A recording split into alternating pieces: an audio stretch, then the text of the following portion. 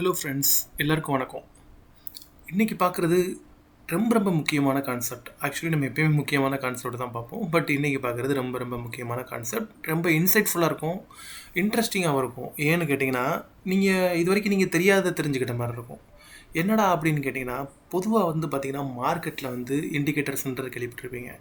Indicators என்னென்னா market எப்படி behave பண்ண போகுதுன்றதை முன்கூட்டியே கணிக்கிறது தான் இண்டிகேட்டர்ஸ். பட் சைக்காலஜிக்கலாக ரெண்டு விதமான இண்டிகேட்டர் இருக்குது கைஸ். ஒன்று லேகிங் இண்டிகேட்டர், ஒன்று லீடிங் இண்டிகேட்டர். லேகிங் இண்டிகேட்டர்னால் என்னென்னு பார்க்கலாம். லேகிங்னா மார்க்கெட் பார்த்திங்கன்னா பிஹேவ் பண்ணதுக்கப்புறம் அந்த இண்டிகேட்டரில் காமிக்கும். அதாவது மார்க்கெட் உளுந்ததுக்கப்புறம் மார்க்கெட் உழுக போகிறதுன்னு காமிக்கும், மார்க்கெட்டு ஏறினதுக்கப்புறம் மார்க்கெட்டு ஏறப்போகுதுன்றது காமிக்கிறது தான் லேகிங் இண்டிகேட்டர்பாங்க. நீங்கள் இந்த இடத்துல பார்க்கலாம், இது எல்லாமே ஆக்சுவலி பார்த்திங்கன்னா இது எல்லாமே லேகிங் இண்டிகேட்டர். அதை ஆவரேஜ் மூவிங் ஆவரேஜாக இருக்கட்டும், பலிங்கர் பேண்டாக இருக்கட்டும், எல்லாமே சிபிஆராக இருக்கட்டும், எல்லாமே நீங்கள் இங்கே பார்க்குற எல்லா இண்டிகேட்டருமே லேகிங் இண்டிகேட்டர். லேகிங்னா ஆக்சுவலி மார்க்கெட் பிஹேவ் பண்ணதுக்கப்புறம் தான் இதை இண்டிகேட்டே பண்ணும். ஸோ இதை யூஸ் பண்ணி ஒரு பிரயோஜனம் கிடையாது. ஓகே, ஆனால் இப்போ நம்ம பார்க்க போகிறது பார்த்திங்கன்னா லீடிங் இண்டிகேட்டர். லீடிங் இண்டிகேட்டர்னால் என்னென்னா கமோடிட்டிஸ் இந்த மாதிரி, அது மட்டும் இல்லாமல் மேக்ரோவை ப்ரிடிக்ட் பண்ணி நம்மளே ஒரு அட்வான்ஸாக ஒரு அசம்ஷனை உருவாக்கி பண்ணுறது தான் லீடிங் இண்டிகேட்டர். லீடிங் இண்டிகேட்டர்ன்றது ஒன்றும் கிடையாது. ஃபார் எக்ஸாம்பிள் பார்த்திங்கன்னா ஒவ்வொரு செக்டருக்கும் ஒவ்வொரு லீடிங் இண்டிகேட்டர் இருக்குது. இந்தியாவில் பார்த்திங்கன்னா ஏகப்பட்ட செக்டர் நம்ம நிஃப்டி மார்க்கெட்டில் லிஸ்ட்டில் இருக்குது. ரியாலிட்டியாக இருக்கட்டும், பப்ளிக் செக்டராக இருக்கட்டும், இப்போ pharma, oil and IT, infra, அந்த மாதிரி நிறையா இருக்குது. அதில் எனர்ஜின்ற ஒரு செக்டருக்கு லீடிங் இண்டிகேட்டர் என்னென்னு பார்த்தீங்கன்னா இதுதான் யூஎஸ்டி அண்ட் ஐஎன்ஆர். இதுதான் எனர்ஜி செக்டரோட லீடிங் இண்டிகேட்டர். ஓகே, அது என்னடா, அது எப்படி ப்ரிடிக்ட் பண்ணணும்னு கேட்டிங்கன்னா அதை பற்றி தான் பார்க்க போகிறோம்.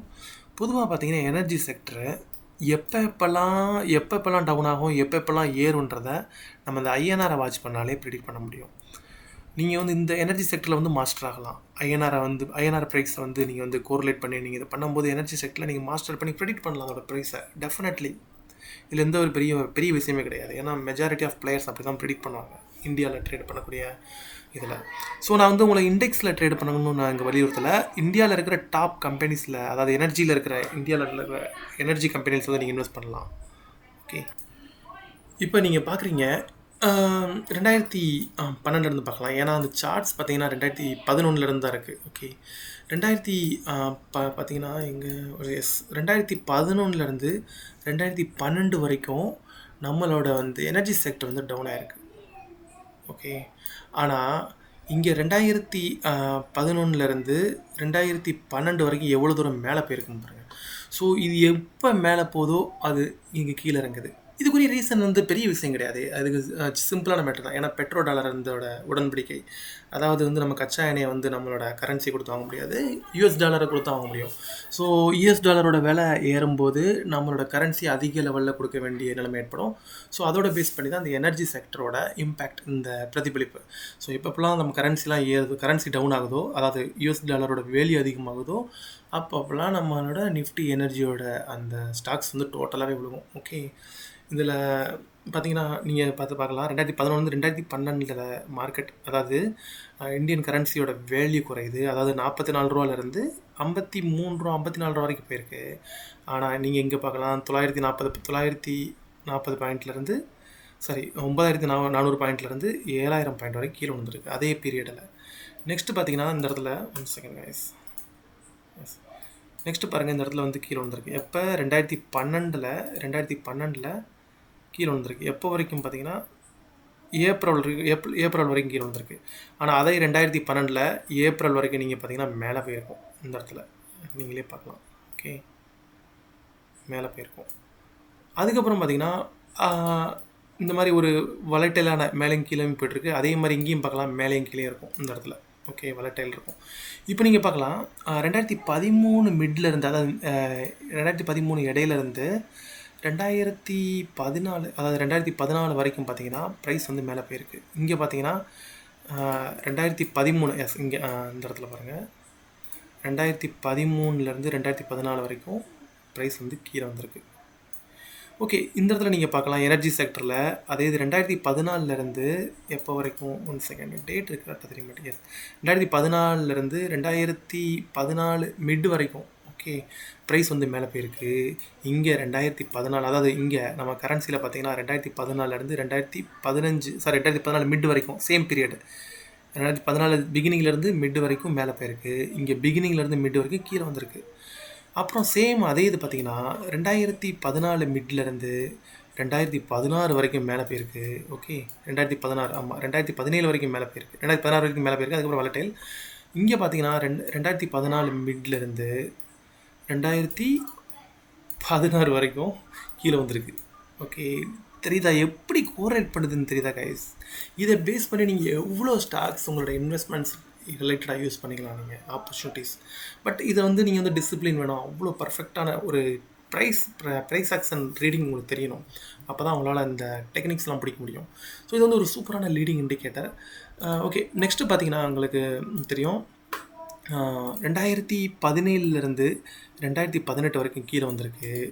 இங்கே பார்த்தீங்கன்னா 2017லேருந்து 2018 வரைக்கும் மேலே போயிருக்கு. நீங்களே பார்க்கலாம். ஓகே 2017லேருந்து 2018 வரைக்கும் மேலே போயிருக்கு. இங்கே நீங்கள் பார்க்கலாம் 2018லேருந்து இது 2018லேருந்து 2019 வரைக்கும் யூஎஸ் டாலர் வந்து இதோட வேல்யூ வந்து அதிகரிச்சிருக்கு. இந்தியன் டாலரோட இந்தியன் மதிப்போட கரன்சி வேல்யூ குறைஞ்சிருக்கு. ஆனால் இங்கே சேம் பீரியடில் 2018லேருந்து சாரி இப்போ இங்கே 2018லேருந்து 2019 இங்கே 2018லேருந்து 2019 பார்த்தீங்கன்னா பீரியட் வந்து குறைஞ்சிருக்கு. எஸ் ஒரு வலட்டைல் இருந்திருக்கு. பட் மறுபடியும் அந்த இடத்துல கொண்டு வந்திருக்கு. ஒரு ஸ்டேபிலிட்டியான இல்லை. ஓகே நெக்ஸ்ட்டு பார்த்தீங்கன்னா இந்த கொரோனா சமயத்தில் வந்து இதோட ப்ரைஸ் ஏறி இருக்குது. கொரோனா சமயத்தில் இதோட ப்ரைஸ் அதாவது 2020 நீங்களே பார்க்கலாம். அந்த டேட்டு கம்பேர் பண்ணுங்கள் இந்த இடத்துல. ஓகே 2020 மேலே போயிருக்கு. 2020 கீழே வந்திருக்கு. ஓகே நீங்களே பார்க்கலாம். அந்த அளவு ஒரு சூப்பரானது. அதுக்கப்புறம் 2020 மேலே போயிட்டு கீழே வந்திருக்கு. இவங்க கீழே போயிட்டு மேலே போயிருக்காங்க. எப்படி கோரிலேட் பண்ணுது பாருங்க. இப்போ கூட நீங்கள் கோரிலேட் பண்ணிக்கலாம். இப்போ ப்ரைஸ் பார்த்தீங்கன்னா கீழே வந்திருக்கும். இப்போ கரண்ட்டாக அதாவது எனர்ஜி செக்டரில் பார்த்தீங்கன்னா 2024 10லேருந்து கீழே வந்திருக்கு. இங்கே 2024 10லேருந்து மேலே போயிருக்கு. ஸோ இதான் கைஸ். இது வந்து லீடிங் இண்டிகேட்டர்ம்பாங்க. அதாவது பார்த்திங்கன்னா நம்ம பிஹேவியர் கைஸ். அதாவது பார்த்திங்கன்னா அந்த இது வந்து தனியாக நீங்கள் பார்க்கக்கூடாது. இது ஏதோ சம்திங்கோட கோரிலேட் பண்ணி தான் இருக்கும். புரியுதா இல்லையா உங்களுக்கு? எனர்ஜியோ இல்லை ஏதோ ஒரு செக்டர் ஏதோ ஒரு சிஸ்டத்தோட கோரிலேட் பண்ணியிருக்கோம். ஸோ ஒவ்வொரு செக்டருக்கும் ஒவ்வொரு இண்டிகேட்டர்ஸ் இருக்கலாம், லீடிங் இண்டிகேட்டர்ஸ். இப்போ எனர்ஜி செக்டரோட லீடிங் இண்டிகேட்டர்ஸ் பார்த்தீங்கன்னா யூஎஸ்டி ஐஎன்ஆர். ஏன் அதோட காரணம் என்னன்னு கேட்டிங்கன்னா நம்ம க்ரூட் ஆயில் எதோட பேஸ் பண்ணி வாங்குறோம்னா யூஎஸ் டாலர் பேஸ் பண்ணி வாங்குகிறோம். யூஎஸ் டாலரோட ப்ரைஸ் அதிகமாகும் போது நம்ம வந்து நம்மளோட கரன்சி அதிகமாக கொடுக்க வேண்டிய நிலைமை ஏற்படுது. நம்மளோட கரன்சி அதிகமாக கொடுக்குறோம்னா நம்மளோட கரன்சி வீக் ஆகுதுன்னு அர்த்தம்.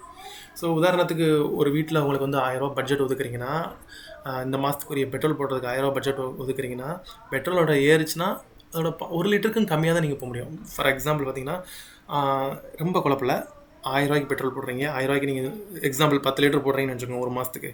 பட் பெட்ரோலோட விலை வந்து 1200 300 போகும்போது உங்களால் 10 லிட்டர் போட முடியுமா? போட முடியாது. ஸோ நீங்கள் வந்து 1 லிட்டர் 2 லிட்டர் குறைச்சி தான் போடுவீங்க. அதே மாதிரி தான் இங்கேயும் இதே கான்செப்ட் தான். பிஹேவியர் தான். மனுஷங்க எப்படி திங்க் பண்ணுறாங்க அதுக்கு தகுந்தாப்புல பிஹேவியரில் ப்ரைஸ் வந்து ரியாக்ட் பண்ணுது. இது சைக்காலஜிக்கலாக நம்ம ப்ரெடிக்ட் பண்ணலாம். இதில் நீங்கள் எப்படி ஆப்பர்ச்சுனிட்டி எடுக்கிறீங்க, எப்படி ப்ராஃபிட்டபுளாக இருக்கீங்கன்றது உங்களோட திறமை. நான் சொல்லிட்டேன். பட் நீங்கள் எப்படி பிடிக்கிறன்றது உங்களோட திறமை. ஸோ எனர்ஜி செக்டரோட லீடிங் இண்டிகேட்டர் என்னென்னு கேட்டிங்கன்னா யூஎஸ்டி அண்ட் ஐஎன்ஆர். இந்த வீடியோ உங்களுக்கு கண்டிப்பாக பிடிச்சிருக்குன்னு நினைக்கிறேன். ஏன்னா ரொம்ப நாள் கழிச்சு வீடியோ போட்டேன். நிறைய 100 பேருக்கு மேலே பார்த்துருக்கீங்க. ஹாப்பியாக இருந்தது. என்னை பொறுத்த வரைக்கும் நம்ம சேனலில் பொறுத்த வரைக்கும் 100 பேர் பார்க்குறதே பெரிய விஷயம். பட் பார்த்துருக்கீங்க. இவ்வளோ நாள் கழிச்சு வீடியோ போட்டும் பார்த்துருக்கீங்க. ஸோ அதனால் ஒரு ஸ்பெஷல் சம்திங் உங்களுக்கு கிஃப்டாக கொடுக்கணுன்னு இருந்தது நினச்சேன். அதனால தான் இந்த வீடியோ உங்களுக்கு ப்ரொடியூஸ் பண்ணுறேன். Thank you so much guys.